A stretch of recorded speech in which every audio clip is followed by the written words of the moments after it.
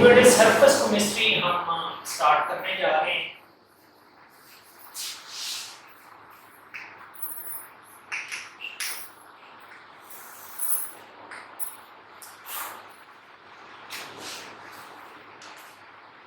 Surface chemistry से मुराद physical chemistry की वो ब्रांच है जिसमें हम सरफेस पर होने वाले प्रोसेस हैं उनको स्टडी करते हैं। सरफेस पर होने वाले जो प्रोसेस हैं वो उनको दो क्लासेस में डिवाइड किया जा सकता है, एडजॉर्प्शन और कैटालिसिस। यानी सरफेस केमिस्ट्री से मुराद फिजिकल केमिस्ट्री की वो ब्रांच है जिसमें हम इन दो चीजों को स्टडी करते हैं, यानी हम एडजॉर्प्शन और कैटालिसिस को स्टडी करते हैं। और यही दो चीजें ही हम इस चैप्टर के अंदर डिस्कस करेंगे, एडजॉर्प्शन एंड कैटालिसिस। तो पहले हम एडजॉर्प्शन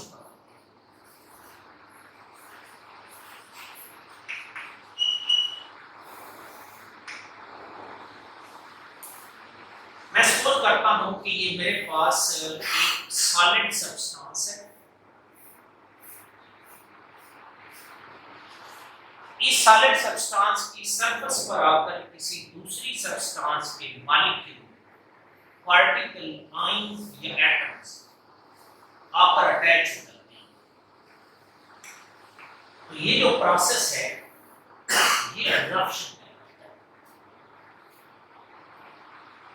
और इसमें ये सब्सटेंस जो सरफेस प्रोवाइड कर रही है, जिसकी सरफेस पर दूसरी सब्सटेंस के मॉलिक्यूल, एटम्स, आयंस या पार्टिकल्स आकर अटैच हो रहे हैं, ये एडसॉर्बेंट कहलाती है।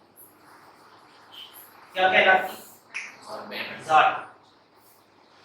जबकि ये जो मॉलिक्यूल या पार्टिकल, जिस सब्सटेंस के मॉलिक्यूल, पार्टिकल, एटम्स, आयंस इस सब्सटेंस की सरफेस पर आकर अटैच होती हैं, ये अटैच होने वाली सब्सटेंस दरअसल एडसॉर्बेंट है।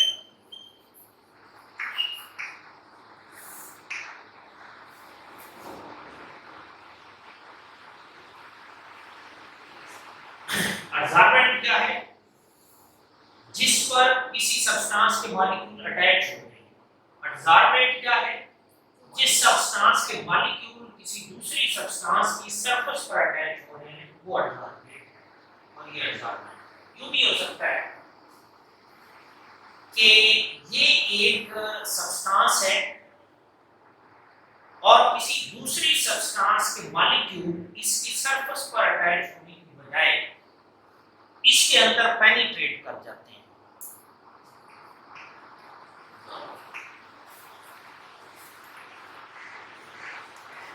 ये जो प्रोसेस है ये एब्जॉर्प्शन कहलाता है।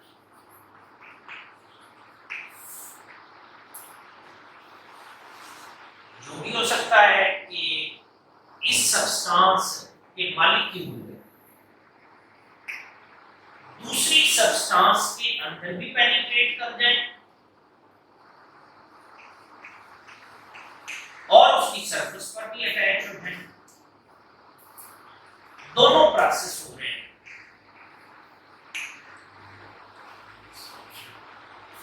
यानी ये जो प्रोसेस है ये एब्जॉर्प्शन है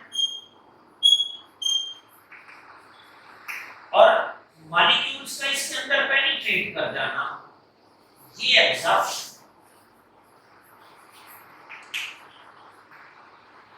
अगर एब्जॉर्प्शन और एब्जॉर्प्शन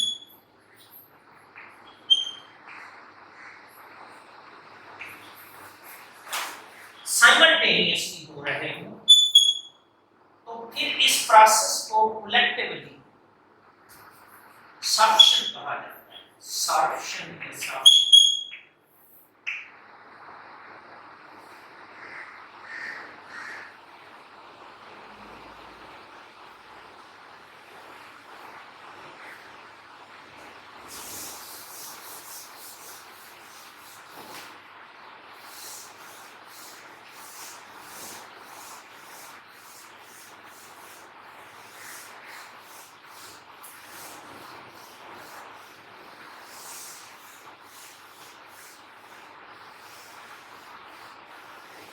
एक मॉलिक्यूल के एक सब्सटेंस के मॉलिक्यूल का दूसरी सब्सटेंस की सरफेस पर आकर अटैच होना,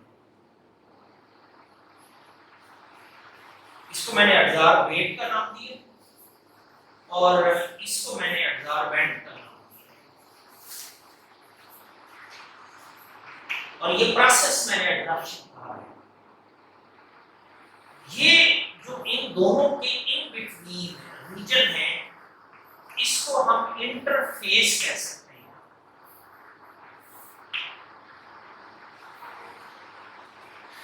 इस रीजन में एडसॉर्बेट और एडसॉर्बेंट के दरमियान कोई इंटरेक्शन होती है और उस इंटरेक्शन के नतीजे में ये जो एडसॉर्बेट है वो एडसॉर्बेंट की सरफेस पर आकर एडसॉर्ब होता है या अटैच होता है। वो इंटरेक्शन दरअसल दो तरह की हो सकती है। एक तो ये हो सकता है कि इस एडसॉर्बेट के अंदर कोई ऐसी फंक्शनैलिटीज मौजूद हो जो इस सब्सटेंस की सरफेस के साथ अफिनिटी रखती है, तो फिर ही ये पॉसिबल है कि एडसॉर्बेट के मॉलिक्यूल एडसॉर्बेंट की सरफेस पर आकर अटैच हो, यानी इंटरेक्शन तो होनी चाहिए। वो इंटरेक्शन या तो फिजिकल इंटरेक्शन हो सकती है, फिजिकल इंटरेक्शन, या फिर केमिकल इंटरेक्शन हो सकती है।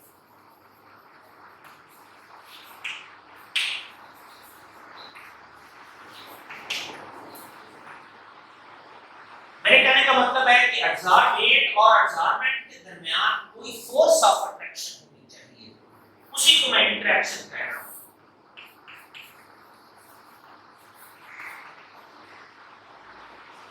कोई फोर्स ऑफ अट्रैक्शन होगी एडसॉर्बेट और एडसॉर्बेंट के दरमियान। वो फिजिकल अट्रैक्शन भी हो सकती है और वो केमिकल अट्रैक्शन भी हो सकती है।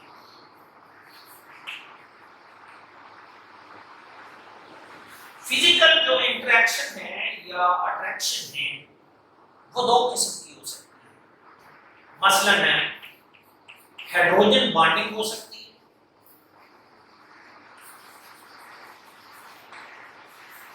मसलन वैन डर वाल इंटरेक्शन हो सकती है,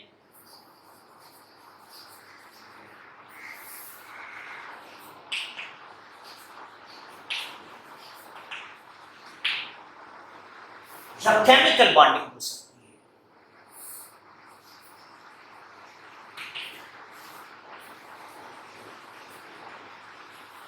केमिकल बॉन्डिंग में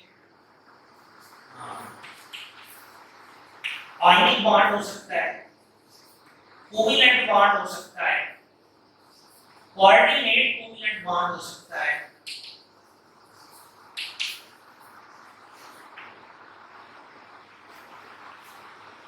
अगर एडसॉर्बेट और एडसॉर्बेंट के दरमियान अट्रैक्शन फिजिकल हो तो फिर इस एडसॉर्प्शन को फिजिकल एडसॉर्प्शन कहा जाता है।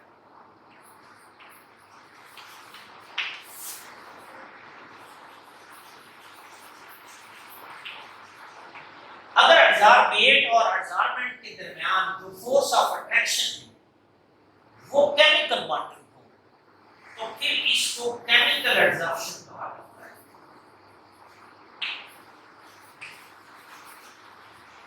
फिजिकल एडसॉर्प्शन और केमिकल एडसॉर्प्शन, यानी एडसॉर्प्शन को दो क्लासेस में डिवाइड किया जा सकता है।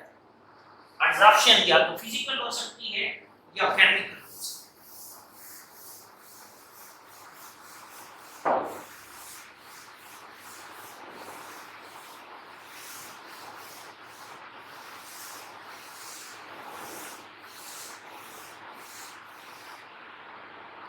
है। एडसॉर्प्शन को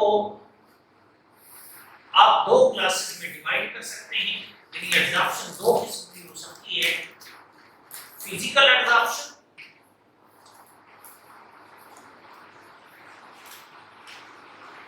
और केमिकल एडसॉर्प्शन।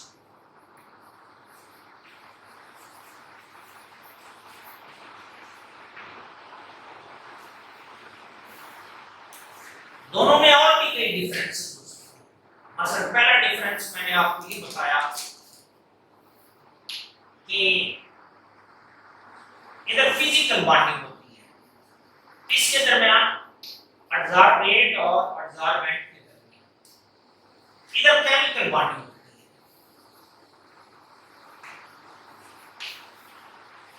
कौन सा बॉन्ड स्ट्रॉन्ग है? ऑफ कोर्स जो केमिकल बॉन्डिंग है वो स्ट्रॉन्ग बॉन्डिंग है, और ये जो है ये वीक बॉन्डिंग है। अगर ये वीक बॉन्डिंग है तो फिर ये पॉसिबिलिटी है, हम सपोज करते हैं हमारे पास ये कंटेनर है, उस कंटेनर के अंदर ये एक एडसॉर्बेंट मौजूद है,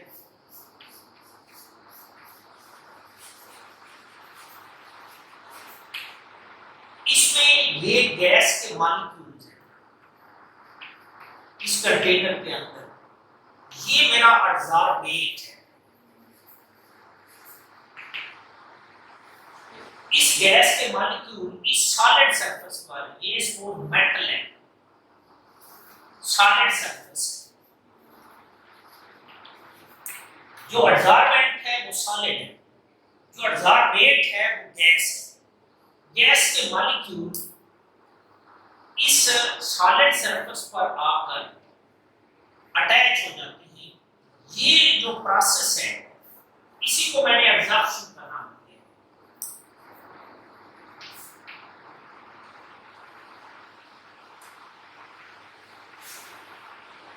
जो फिजिकल एब्जॉर्प्शन है वो दरअसल वीक एब्जॉर्प्शन है। वीक एब्जॉर्प्शन से ये मुराद है कि वो मॉलिक्यूल जो एडसॉर्बेंट की सरफेस पर आकर अटैच हुए वो आसानी से सरफेस को छोड़ सकते हैं और ये दोबारा इधर जा सकते हैं। मैं इस रीजन को आगे चलकर बल्क रीजन का नाम दूंगा, और जो इसके करीब वाला रीजन है, एडसॉर्बेंट के करीब वाला रीजन है, इसको मैं आगे चलकर सरफेस रीजन का नाम दूंगा। इनकी बाकायदा सिग्निफिकेंस है जो हम आगे चलकर डिस्कस करेंगे। मैंने कहा कि मॉलिक्यूल का इस सरफेस पर आकर अटैच होना ये एब्जॉर्प्शन है। अगर ये एब्जॉर्प्शन बहुत ही वीक है तो ये आसानी से मॉलिक्यूल सरफेस को छोड़ सकते हैं और दोबारा बल्क में जा सकते हैं। ये जो प्रोसेस है ये डीसॉर्प्शन कहलाता है। क्या कहलाता है? डीसॉर्प्शन। मॉलिक्यूल का सरफेस को छोड़ना डीसॉर्प्शन है, मॉलिक्यूल का सरफेस पर अटैच होना एब्जॉर्प्शन है। तो जो फिजिकल एब्जॉर्प्शन है वो चूंकि वीक एब्जॉर्प्शन है इसलिए उसमें डीसॉर्प्शन के चांसेस ज्यादा है और मॉलिक्यूल आसानी से सरफेस को छोड़ सकते हैं। जबकि जो केमिकल एब्जॉर्प्शन है वो स्ट्रॉन्ग एब्जॉर्प्शन है। स्ट्रॉन्ग एब्जॉर्प्शन से मेरी मुराद ये है कि मॉलिक्यूल आसानी से एडसॉर्बेंट की सरफेस को नहीं छोड़ सकते। जो फिजिकल एब्जॉर्प्शन है वो चूंकि वीक एब्जॉर्प्शन है, और अगर वो वीक एब्जॉर्प्शन है तो ये जो एडसॉर्बेंट के मॉलिक्यूल इस एडसॉर्बेंट की सरफेस पर आकर अटैच होंगे, चूंकि इंटरेक्शन ही वीक है तो जब एब्जॉर्प्शन का प्रोसेस होगा तो या तो हीट रिलीज होगी या हीट एब्जॉर्ब होगी। यानी प्रोसेस या तो एंडोथर्मिक होगा, प्रोसेस या तो एंडोथर्मिक होगा या एक्सोथर्मिक होगा। यानी एब्जॉर्प्शन के दौरान जो हीट रिलीज होती है या एब्जॉर्ब होती है उसे मेजर किया जाता है in term of enthalpy of absorption. इसमें मेजर किया जाता है एंथैल्पी ऑफ एब्जॉर्प्शन। इसको हम डेल्टा H से रिप्रेजेंट करेंगे और इधर AB for absorption, ABS for absorption. लेकिन ये एंथैल्पी ऑफ एब्जॉर्प्शन की कंप्लीट डेफिनेशन नहीं है। ऑफ कोर्स आपको ये डिफाइन करना पड़ेगा कि कितनी क्वांटिटी इधर एब्जॉर्ब हो तो फिर आप एंथैल्पी ऑफ एब्जॉर्प्शन को डिफाइन करेंगे।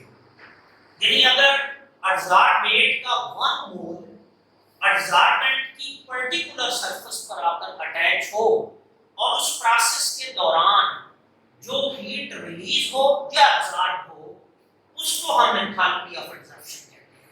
यानी एंथैल्पी ऑफ एब्जॉर्प्शन जो है वो दरअसल मोलर एंथैल्पी ऑफ एब्जॉर्प्शन है और उसके यूनिट होंगे किलोजूल पर मोल। यानी 1 मोल एडसॉर्बेट को एडसॉर्बेंट की पर्टिकुलर सरफेस पर अटैच करने के दौरान जो हीट रिलीज या एब्सॉर्ब हो वो एंथैल्पी ऑफ एब्जॉर्प्शन है।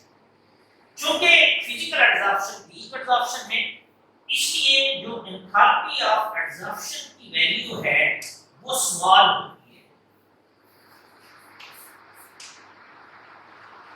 जबकि ये स्ट्रॉन्ग किस्म की इंटरेक्शन जनरेट हुई है, इसलिए जो एंथैल्पी ऑफ एब्जॉर्प्शन है डेल्टा E फॉर एब्जॉर्प्शन वो लार्ज वैल्यू होती है as compared to physical absorption. मैंने कहा फिजिकल एब्जॉर्प्शन वीक एब्जॉर्प्शन है। अगर ये वीक एब्जॉर्प्शन है तो ये मॉलिक्यूल सरफेस को आसानी से छोड़ सकते हैं, इसलिए एब्जॉर्प्शन और डिसॉर्प्शन साइमल्टेनियसली होते हैं। इन अदर वर्ड जो फिजिकल एब्जॉर्प्शन है वो आमतौर पर रिवर्सिबल एब्जॉर्प्शन होती है। क्यों रिवर्सिबल है? क्योंकि वीक एब्जॉर्प्शन मॉलिक्यूल आसानी से सरफेस को छोड़ सकते हैं, जबकि जो केमिकल एब्जॉर्प्शन है वो इरिवर्सिबल भी हो सकती है और रिवर्सिबल भी हो सकती है। मैं इसको जस्टिफाई करूंगा। इसलिए कि जो केमिकल प्रोसेस है वो भी तो रिवर्सिबल हो सकते हैं, इसलिए जो केमिकल एब्जॉर्प्शन है वो या तो रिवर्सिबल हो सकती है या इरिवर्सिबल हो सकती है, जबकि जो फिजिकल एब्जॉर्प्शन है वो हमेशा रिवर्सिबल होती है। और आमतौर पर ये ऑब्जर्वेशन की गई है कि जब आप टेम्परेचर बढ़ाते हैं तो जो फिजिकल एब्जॉर्प्शन है वो कम होती है।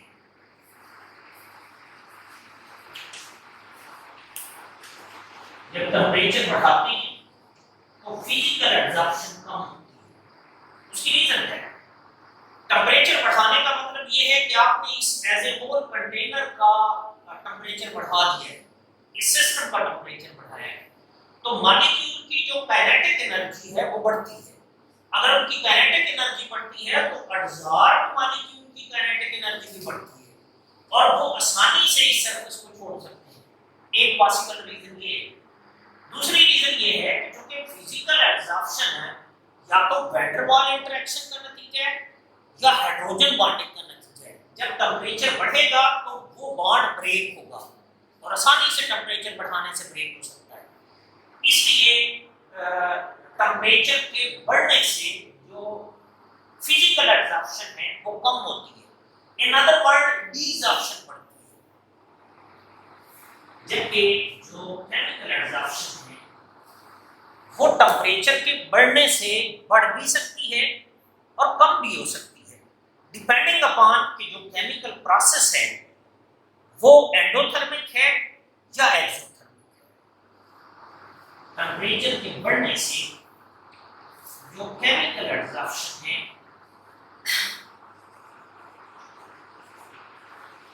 वो बढ़ भी सकती है और वो कम भी हो सकती है।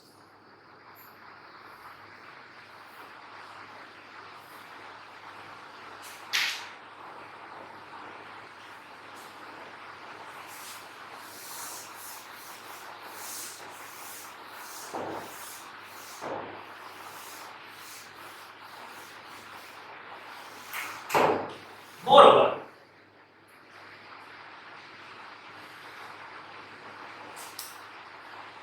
एक पॉसिबिलिटी ये है कि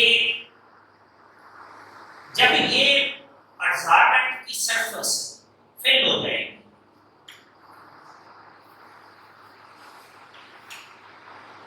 तो ये जो मॉलिक्यूल अभी इधर मौजूद है एब्जॉर्बेंट के, ये इसके ऊपर भी तो अटैच होना शुरू हो सकता है।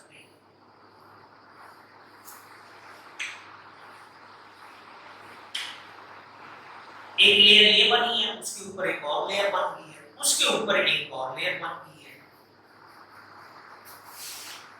ये जो एडजॉर्प्शन है ना, जिसमें मल्टी लेयर बनती है, ये मल्टी लेयर एडजॉर्प्शन कहलाती है।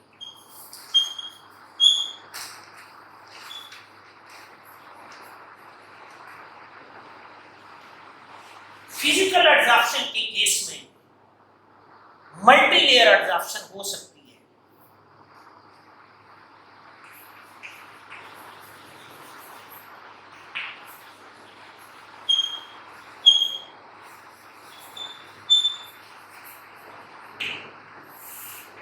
केमिकल एडजॉर्प्शन में तो मल्टी लेयर एडजॉर्प्शन नहीं हो सकती।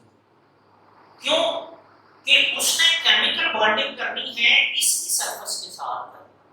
जब वो सरफेस ही सारी फिल हो जाएगी तो अगला केमिकल बॉन्ड नहीं बन पाएगा। इसलिए जो केमिकल एडजॉर्प्शन होती है वो मोनोलेयर एडजॉर्प्शन होती है। Monolayer adsorption.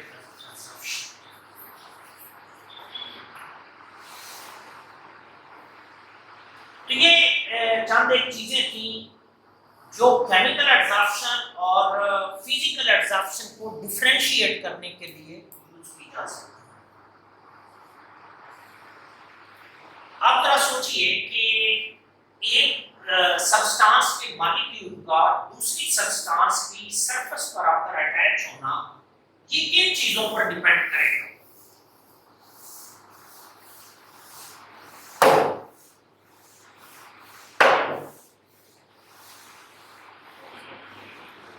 एक सब्सटेंस के मॉलिक्यूल दूसरी सब्सटेंस की सरफेस पर अटैच हो रहे हैं, तो कौन कौन से ऐसे फैक्टर्स हैं जो उनकी एडजॉर्प्शन को अफेक्ट कर सकते हैं, जो एडजॉर्प्शन प्रोसेस को अफेक्ट कर सकते हैं? Factor affecting adsorption.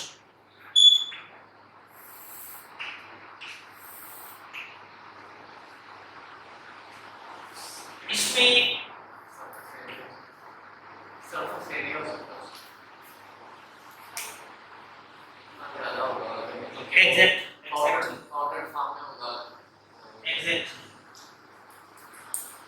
एक जो फैक्टर है इसमें वो nature of adsorbate and adsorbent. मसलन आपने देखा होगा कि अगर मैं इस सरफेस के ऊपर पानी डालता हूं तो वो इसके ऊपर फैल जाता है। अगर मैं मरकरी डालता हूं तो वो इसके ऊपर स्प्रेड नहीं होता और ना ही इसके साथ अटैच होता है। इट मींस कि वाटर के मॉलिक्यूल तो इस सरफेस पर आसानी से अटैच हो सकते हैं, जबकि जो मरकरी के पार्टिकल हैं वो इसकी सरफेस पर आसानी से अटैच नहीं हो सकते। इट मींस कि एडजॉर्बेट और एडजॉर्बेंट की जो नेचर है उस पर एडजॉर्प्शन डिपेंड करेगा। कैसे? मसलन अगर ये वाली सरफेस पोलर है और जो आपका ये आपका एडजॉर्बेंट है, जो आप एडजॉर्बेंट यूज कर रहे हैं वो भी पोलर है, तो पॉसिबिलिटी है कि इस सरफेस और उस एडजॉर्बेंट के पार्टिकल के दरमियान कोई हाइड्रोजन बॉन्डिंग, कोई वैन डर वाल इंटरेक्शन या कोई केमिकल बॉन्डिंग एस्टैब्लिश हो जाए। लेकिन अगर इसकी नेचर और जो आप एडजॉर्बेंट यूज कर रहे हैं उसकी नेचर एक दूसरे से टोटली डिफरेंट है, फॉर एग्जांपल ये नॉन पोलर है और वो पोलर है, तो फिर उसकी उस सब्सटेंस के मॉलिक्यूल का इसकी सरफेस पर अटैच होना मुश्किल है। यानी ये डिपेंड करेगा कि एडजॉर्बेट और एडजॉर्बेंट की नेचर क्या है। अगर दोनों पोलर सब्सटेंसेस हैं तो एडजॉर्प्शन के चांसेस ज्यादा हैं। अगर दोनों उलट हैं तो यानी एक पोलर है और एक नॉन पोलर है तो फिर एडजॉर्प्शन के चांसेस कम हैं। दूसरी बात जो इसने की कि सरफेस एरिया पर डिपेंड है। किसके सरफेस एरिया पर?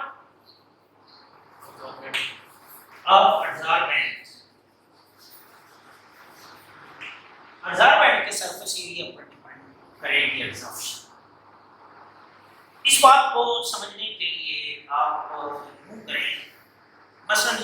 पास एडसॉर्बेंट है। क्यों? कुछ मतलब ये मेरे पास आपका एडसॉर्बेंट है, इसकी सरफेस पर आकर एडसॉर्बेंट के मॉलिक्यूल ने अटैच होना है। वो मॉलिक्यूल इसकी इस वाली साइड पे अटैच हो सकते हैं, वो इधर भी अटैच हो सकते हैं और वो इधर भी अटैच हो सकते हैं। मैं इसको दरमियान से तोड़ देता हूँ, एक सरफेस और क्रिएट हो गई है। पहले वो अब वो यहाँ पर भी अटैच हो सकते हैं और वो यहाँ पर भी अटैच हो सकते हैं, यानी सरफेस एरिया या अवेलेबल सरफेस बढ़ गई है। इसको मैं और तोड़ देता हूँ, ये एक सरफेस और क्रिएट हो गई है, इसको मैं और तोड़ देता हूँ, तो ये एक सरफेस और क्रिएट हो गई है। यानी अगर मैं इसको तोड़कर बल्क मटेरियल को तोड़कर स्मॉल पार्टिकल की तरफ ले जाता हूँ, तो इनफैक्ट मैं सरफेस एरिया बढ़ा रहा हूँ, और जितना सरफेस एरिया बढ़ेगा उतनी एडसॉर्प्शन ज्यादा होगी। यही वो रीजन है कि जो बल्क मटेरियल है उसको नैनो मटेरियल में कन्वर्ट किया जाता है to increase the surface area, और उससे साइंस की एक और ब्रांच ने जन्म लिया जिसको नैनो साइंस कहते हैं। तो इनफैक्ट एडसॉर्बेंट का सरफेस एरिया जितना ज्यादा होगा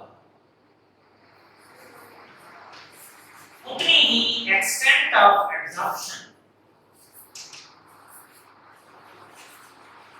या उतनी ही एडसॉर्प्शन ज्यादा होगा। एडसॉर्बेंट का सरफेस एरिया बढ़ने से जो एडसॉर्प्शन है वो बढ़ती है। एक और फैक्टर देखते हैं, और वो फैक्टर है टेम्परेचर। इस फैक्टर का भी मैंने जिक्र किया। मैंने कहा कि अगर फिजिकल एडसॉर्प्शन है, in case of physical adsorption temperature बढ़ेगा तो जो एडसॉर्प्शन है वो कम होगी। मैंने कहा अगर मैं सिस्टम का टेम्परेचर बढ़ाता हूं तो इनफैक्ट मैं एडसॉर्बेंट मॉलिक्यूल की काइनेटिक एनर्जी को बढ़ा रहा हूं। अगर वो काइनेटिक एनर्जी बढ़ती है तो ये मॉलिक्यूल आसानी से सरफेस को छोड़ सकता है।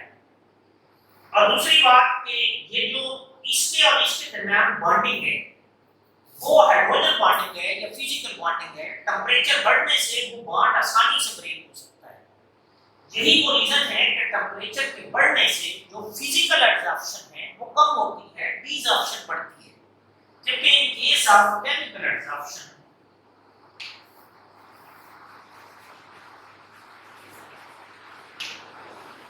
टेम्परेचर के बढ़ने से एडसॉर्प्शन कम भी हो सकती है और बढ़ भी सकती है, डिपेंडिंग अपॉन कि जो एडसॉर्प्शन प्रोसेस है वो एंडोथर्मिक है या एक्टोथर्मिक। एक थर्ड फैक्टर है और बहुत इंपॉर्टेंट फैक्टर है, फोर्थ फैक्टर है और बहुत इंपॉर्टेंट फैक्टर है, वो है प्रेशर। किसका प्रेशर? ऑफ एडसॉर्बेंट। इस बात को अगर आप समझने की कोशिश जितनी इधर गैस की कंसंट्रेशन या प्रेशर ज्यादा होगा उतने सिस्टम उस प्रेशर को रिलीज करना चाहेगा। वो कैसे रिलीज होगा? जब बल्क रीजन के अंदर ये कंसंट्रेशन कम होगा। इसको कम करने का क्या तरीका होगा कि ये मॉलिक्यूल इधर से मूव करे और इसकी सरफेस पर अटैच हो जाए, तब इधर कंसंट्रेशन कम हो सकती है या प्रेशर कम हो सकता है। इट मींस कि जितना इधर बल्क रीजन में प्रेशर ज्यादा होगा उतनी एडसॉर्प्शन ज्यादा होगी। यानी अगर मैं यूं करूं कि मैं इस ये मेरा पिस्टन है और इस पर और प्रेशर अप्लाई करूं तो ये पिस्टन इसको डाउनवर्ड पुश करेगा। फिर ये जो मॉलिक्यूल है इनके इस सरफेस चांसेस बढ़ जाएंगे। इट मींस कि अगर प्रेशर बढ़ेगा, प्रेशर ऑफ एब्जॉर्बेट, तो जो एब्जॉर्प्शन है वो भी बढ़ेगा। यानी मैंने ये कहा कि जो एब्जॉर्प्शन है या एक्सटेंट ऑफ एब्जॉर्प्शन है, एक्सटेंट ऑफ एब्जॉर्प्शन वो फंक्शन है किस चीज का? नेचर का फंक्शन है। किसकी नेचर? एब्जॉर्बेट और एब्जॉर्बेंट की। वो फंक्शन है सरफेस एरिया ऑफ एब्जॉर्बेंट का, वो फंक्शन है टेंपरेचर का, और वो फंक्शन है प्रेशर। जब मैं ये कहता हूं कि ये एक्सटेंट ऑफ एब्जॉर्प्शन है, इनका फंक्शन है, तो मैथमेटिकल लैंग्वेज में इसका मतलब ये होता है कि ये जो एब्जॉर्प्शन है वो एन, ए, टी और पी पर डिपेंड करती है। तो एक्सटेंट ऑफ एब्जॉर्प्शन इन सब फैक्टर का फंक्शन। अगर मैं एब्जॉर्बेट और एब्जॉर्बेंट को फिक्स कर देता हूं, कांस्टेंट एब्जॉर्बेट लेता हूं और कांस्टेंट एब्जॉर्बेंट लेता हूं, मैंने अगर एब्जॉर्बेंट को फिक्स कर दिया है तो उसका सरफेस एरिया भी फिक्स कर दिया है, और मैं टेंपरेचर को भी कांस्टेंट कर देता हूं, यानी मैं सपोज एक पर्टिकुलर टेंपरेचर पर स्टडी करता हूं, मैंने इन तीनों फैक्टर्स को अगर कांस्टेंट कर दिया है, तो फिर इस केस में जो एक्सटेंट ऑफ एब्जॉर्प्शन है वो फंक्शन होगी प्रेशर का at constant temperature, nature and surface area.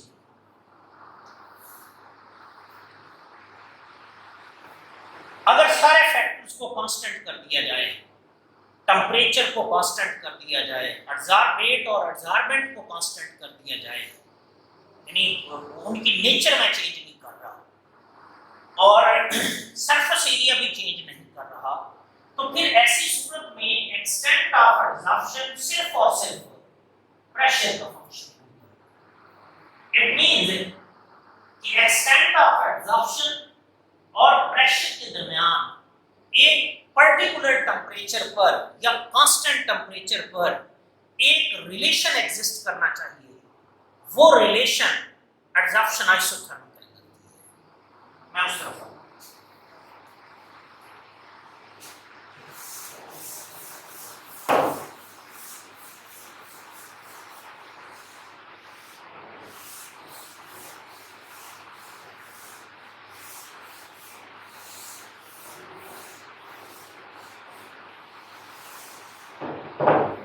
Absorption isothermal है।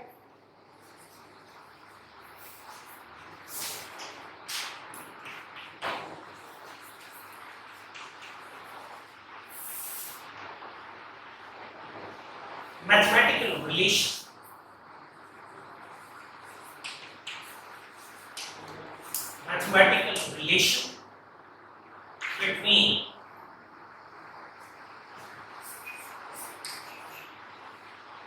extent of absorption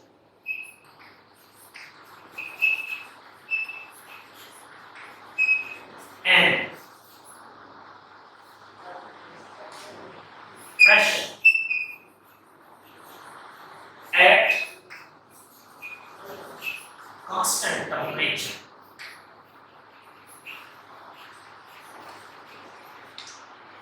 is called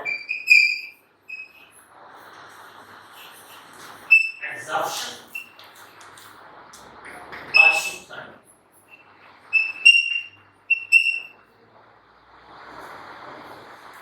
दो एब्जॉर्प्शन आइसोथर्म आपके सिलेबस का हिस्सा है।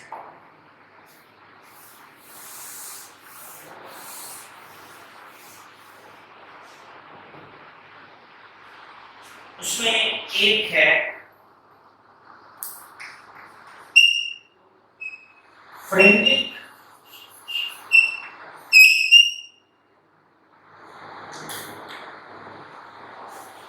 एब्जॉर्प्शन आइसोथर्म, और दूसरी जो एब्जॉर्प्शन आइसोथर्म आपके सिलेबस का हिस्सा है वो है मैंगनीज एब्जॉर्प्शन आइसोथर्मल।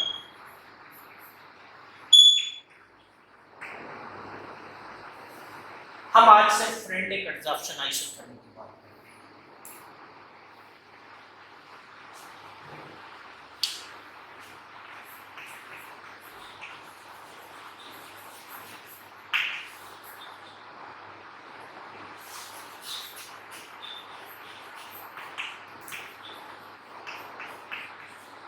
आइसोथर्मल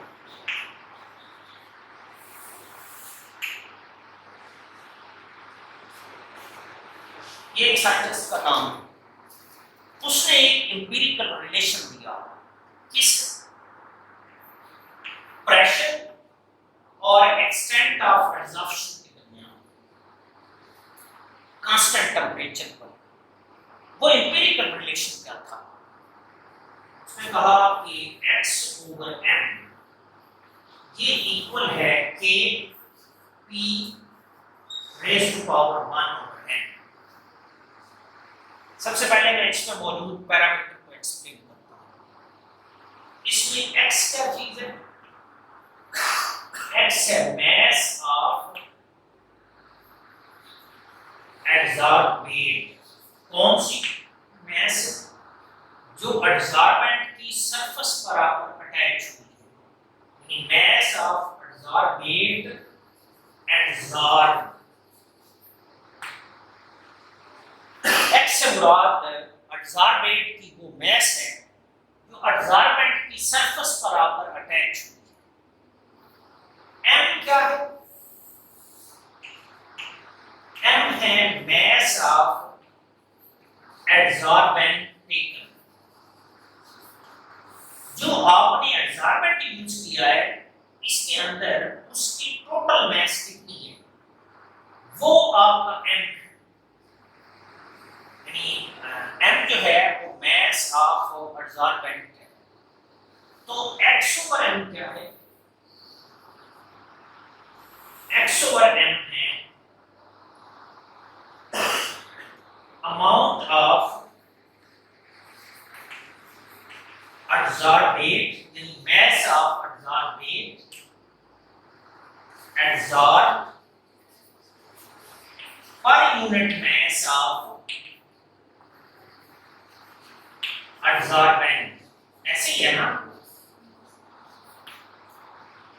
इसको टर्मिनोलॉजी में एक्सटेंट ऑफ एब्जॉर्प्शन कहा जाता है। क्या कहा?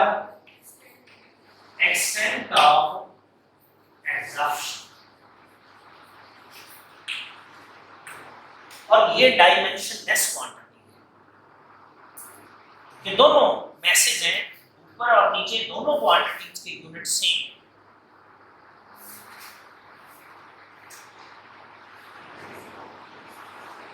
इसमें ये जो n और k है ये दो कांस्टेंट है। ये तो प्रोपोर्शनैलिटी कांस्टेंट है, यानी ये जो x/m है ये in fact p raise to power 1/n के डायरेक्टली प्रोपोर्शनल था। जब मैंने प्रोपोर्शनैलिटी का साइन खत्म किया तो इधर ये कांस्टेंट है। ये जो k और n है ये कांस्टेंट है और इनको इसी नाम से फ्रेंडलिक कांस्टेंट कहा जाता है। Freundlich constant. इनकी जो वैल्यू है ना वो टेम्परेचर पर भी डिपेंड करती है और इनकी जो वैल्यू है वो एब्जॉर्बेट और एब्जॉर्बेंट की नेचर पर भी डिपेंड करती है। और इनकी जो वैल्यू है वो इवन एब्जॉर्बेंट के सरफेस एरिया पर भी डिपेंड करती है। लेकिन चूंकि हमने सब कुछ कांस्टेंट कर दिया, हम एक पर्टिकुलर एब्जॉर्बेट की पर्टिकुलर एब्जॉर्बेंट की सरफेस पर एब्जॉर्प्शन को स्टडी कर रहे हैं एट कांस्टेंट टेंपरेचर। इसलिए एक पर्टिकुलर सिस्टम के लिए k और n की जो वैल्यू है वो कांस्टेंट होगी पर्टिकुलर टेंपरेचर पर। जबकि इसमें एक ये जो है पैरामीटर ये प्रेशर है, ये प्रेशर ऑफ द गैस, कौन सी गैस जिसको हम एज एन अब्जॉर्बेंट यूज कर रहे हैं। इसमें पी के भी कांस्टेंट है और एन भी कांस्टेंट है, इसमें ये एम भी कांस्टेंट है, क्योंकि जो इधर हमने अब्जॉर्बेंट की मास की है उसको फिक्स रखा है, जबकि ये जो है ये वेरिएबल है, ये डिपेंड करेगा कि प्रेशर कितना है। अगर प्रेशर चेंज होगा तो x की वैल्यू चेंज होगी, अगर x की वैल्यू चेंज होगी तो x ओवर m की वैल्यू चेंज होगी। यानी इस मैथमेटिकल एक्सप्रेशन में दो चीजें वेरिएबल हैं, कौन कौन सी? x over m, x variable है तो x over m variable, x over m variable है और प्रेशर वेरिएबल है। और मैंने एब्जॉर्प्शन आइसोथर्म को ऐसे ही डिफाइन किया है कि ये एक्सटेंट ऑफ एब्जॉर्प्शन और प्रेशर के दरमियान मैथमेटिकल रिलेशन का नाम है at constant temperature.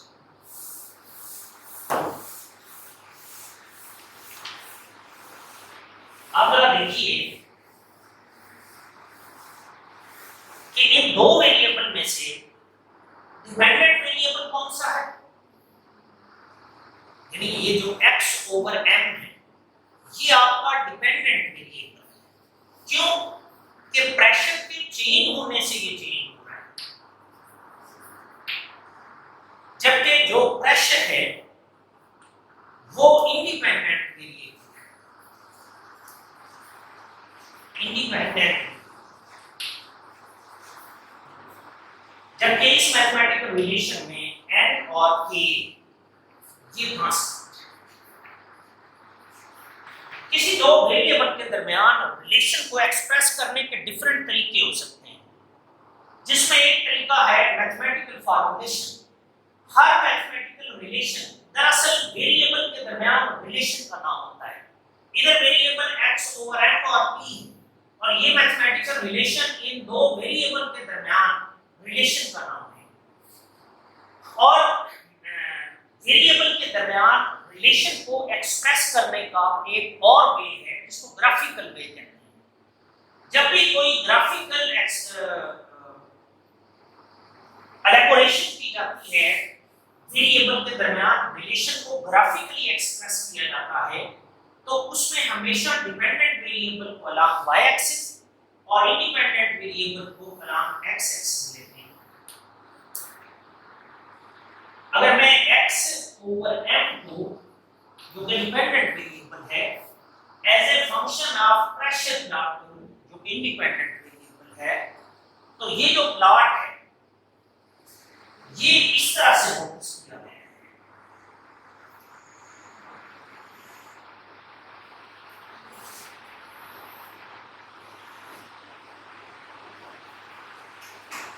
What does this mean? इसका मतलब है कि जो एक्सटेंट ऑफ एब्जॉर्प्शन है वो प्रेशर के बढ़ने से बढ़ती है और प्रेशर की नॉर्मल वैल्यू पर प्रेशर से इंडिपेंडेंट हो जाती है। इस बात को क्वालिटेटिवली समझा जा सकता है।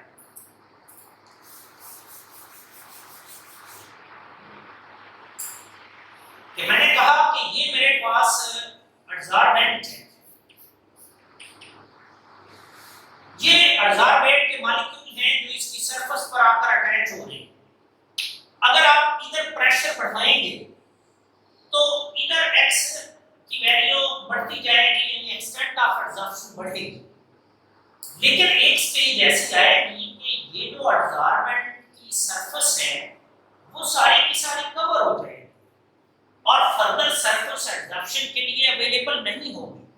फिर जितना आप मर्जी प्रेशर बढ़ाते जाएं एब्जॉर्प्शन नहीं बढ़ेगी, बशर्ते ये कि मल्टी लेयर एब्जॉर्प्शन ना हो।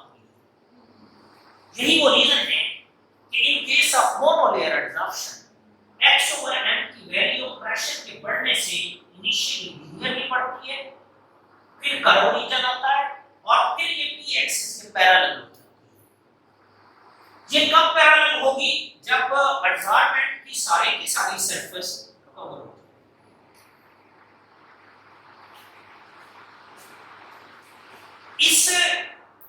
ये जो ग्राफिकल एक्सप्रेशन है इसको यहीं से समझा जा सकता है कि ये जो n की वैल्यू है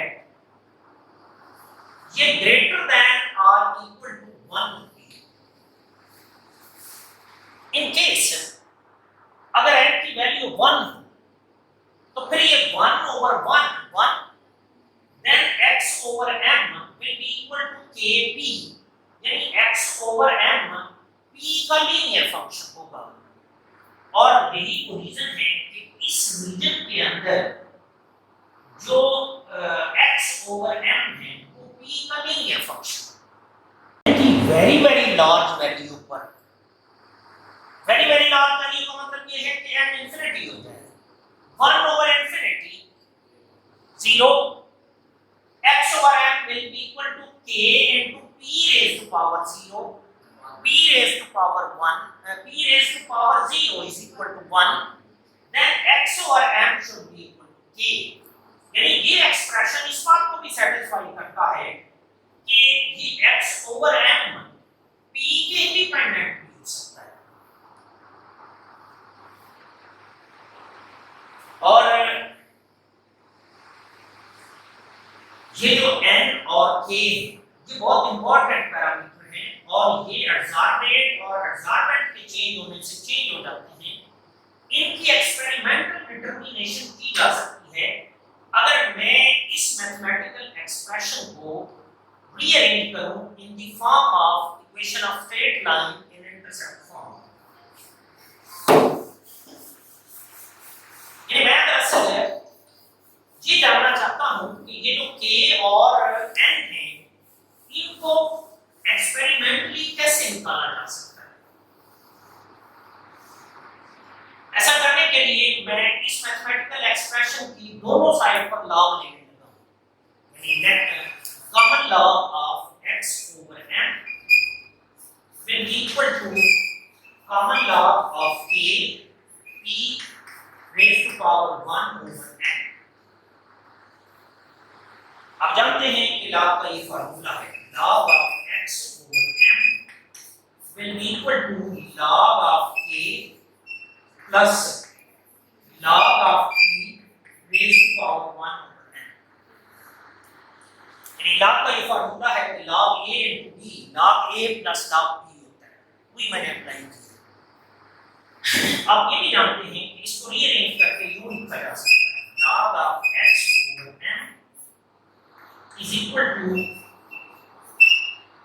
1 over n into log of p into log of k। आप ये भी जानते हैं कि अगर ये इसकी पावर है तो log की प्रॉपर्टी के मुताबिक इसको इधर लिखा जा सकता है, यानी कि उसका कोएफिशिएंट बन सकता है। इस मैथमेटिकल एक्सप्रेशन को आप जरा गौर से देखें। ये expression equation of straight line है इन इंटरसेप्ट फॉर्म, यानी जिसमें ये as a whole dependent variable y है, log of p independent variable x है, ये 1 over n इस प्लॉट की स्लोप m है और ये log ऑफ a इसका इंटरसेप्ट c है और ये y is equal to mx plus c type expression, यानी log of x over m log of p का लीनियर फंक्शन है और ये 1 over n इस प्लॉट की स्लोप होगी और ये इसका इंटरसेप्ट होगा। वेरिएबल मेरे पास कौन कौन से हैं, log of x over m and log of p। log of p independent variable है जबकि log of x over m dependent variable है। लिहाजा मैं ग्राफ बनाऊंगा तो तुम बनाएंगे log of x over m versus common log of p। तो प्लॉट क्या होना चाहिए, स्ट्रेट लाइन होना चाहिए, इंटरसेप्ट फॉर्म में होना चाहिए क्योंकि ये इसका इंटरसेप्ट है, y इंटरसेप्ट। ये log ऑफ a है और इस प्लॉट की स्लोप किसके इक्वल होगी, 1 over n। यानी एक्सपेरिमेंटली आप डिफरेंट प्रेशर पर x over n मेजर करें, उसका लॉग लें, उसे log ऑफ p के अगेंस्ट प्लॉट करें, उस प्लॉट की स्लोप निकालें तो वो 1 over n के इक्वल आएगी। अगर आप n निकालना चाहते हैं तो ये 1 ओवर स्लोप से निकाला जा सकता है। और अगर आप a निकालना चाहते हैं तो आपने कहा कि जो इंटरसेप्ट है वो log ऑफ k के इक्वल है। तो k किसके इक्वल होगा? 10 रेज़ टू पावर क्योंकि कॉमन लॉग की जो बेस है वो 10 है, नेचुरल लॉग की जो बेस है वो e है। यानी ये जो प्लॉट है इसको यूज किया जा सकता है for determination of n and k। Different absorbate और अब्जॉर्बेंट सिस्टम के लिए n और k की वैल्यू इसी मेथड से निकाली गई है और लिटरेचर में रिपोर्ट की गई है। मैंने जो अब्जॉर्बेंट यूज किया है वो गैस और जो मैंने एब्जॉर्बेंट यूज किया है वो सॉलिड मटेरियल था लाइक मेटल। और मेटल की एब्जॉर्प्शन मेटल की सरफेस पर हम गैस की एब्जॉर्प्शन देख रहे थे, लेकिन सिनेरियो थोड़ा डिफरेंट भी हो सकता है। लाइक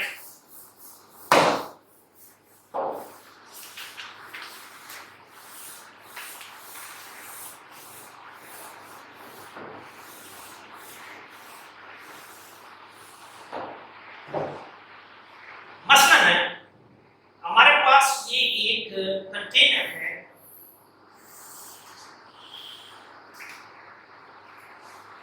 इसके अंदर मैंने सोल्यूशन लिया है।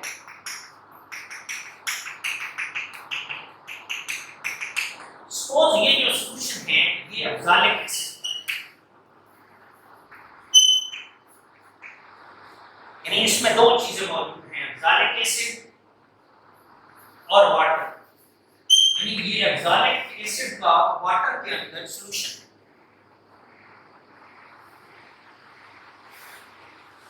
मैं इस अब्जालिक एसिड को इस वाटर से रिमूव करना चाहता हूं। मैं क्या करता हूं कि मैं एक्टिवेटेड चारकोल इसके अंदर डाल देता हूं, सॉलिड है।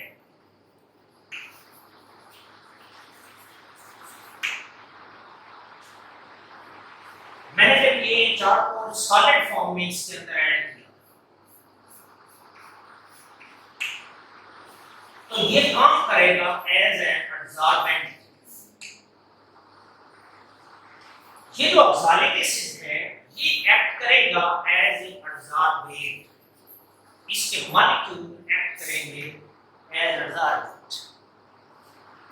तो क्या होगा कि ये जो बल्क रीजन में मौजूद अब्जालिक एसिड के मॉलिक्यूल हैं, सपोज इनको मैं इससे रिप्रेजेंट करता हूं।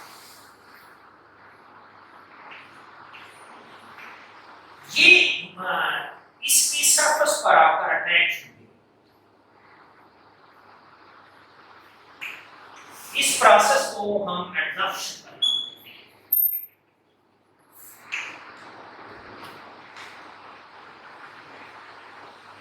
अगर ये सरफेस को छोड़ दें तो फिर ये प्रोसेस आप जानते हैं कि डिसॉर्प्शन है।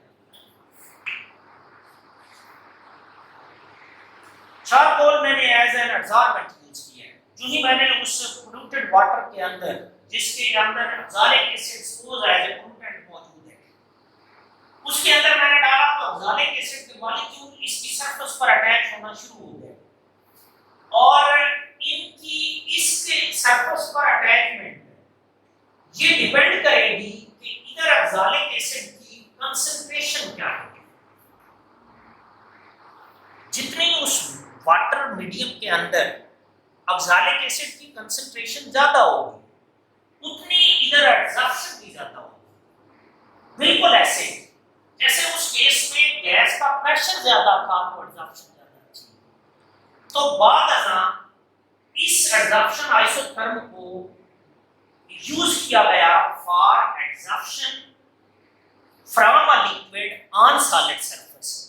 तो फिर इसको मॉडिफाई किया गया और ये देखा गया कि ये जो x ओवर m है ये k into c raised to power 1 over k। बिल्कुल ऐसे जैसे प्रेशर बढ़ाने से एक्सटेंट ऑफ एब्जॉर्प्शन बढ़ रही थी, वैसे ही इधर बल्क रीजन में जितनी ऑक्सैलिक एसिड की कंसंट्रेशन ज्यादा होगी उतनी इस चार्ट के ऊपर एब्जॉर्प्शन की ज्यादा होगी। तो फिर इसको ये जो मैथमेटिकल रिलेशन है ये क्या है, ये दरअसल एक्सटेंट ऑफ एब्जॉर्प्शन और कंसंट्रेशन ऑफ एडसॉर्बेट इन सॉल्यूशन उसके दरमियान कांस्टेंट टेंपरेचर पर रिलेशन करना है। इट मींस कि अगर मैं चारकोल और एक्सॉलिक एसिड के लिए n और k की वैल्यू निकालना चाहता हूं तो मैं इसको लीनियर फॉर्म में कन्वर्ट करूंगा। लीनियर फॉर्म में कन्वर्ट करने के लिए मैं इसकी दोनों साइड में log ले लूंगा। log of x over m will be equal to 1 over n log of c plus log of k। तो इस मैथमेटिकल एक्सप्रेशन को यूज किया जा सकता है for determination of n and k for absorption of oxalic acid on charcoal।